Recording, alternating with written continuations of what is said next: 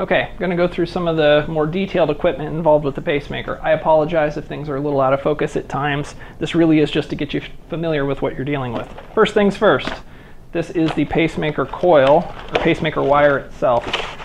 And comes in a package just like this, all coiled up and whatnot, looks super pretty. When you take it, the important things I want you to learn about this are going to be what these little hash marks mean on here. And so as I bring it closer to you, what you'll see is there's these little black marks. So that's a large, bring it a little closer, a large with 3 smalls.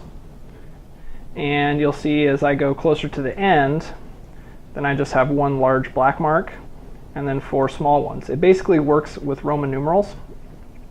And what you're looking at is this is every 10 centimeters. So 10 centimeters, 20, 30, 40, 50, 60, etc.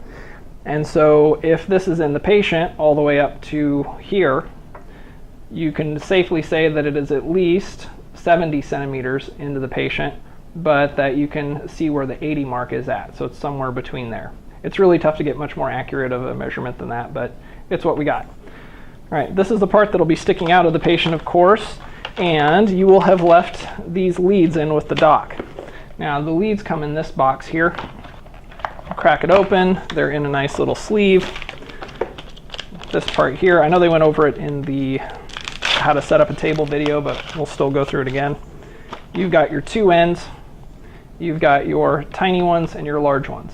The large ones go to the generator, the small ones are what hooks to the wire itself. So color coded, just push them in and snap. And this is what's exposed and left hanging out of the patient. This part here then is what gets handed off to whoever's holding the generator.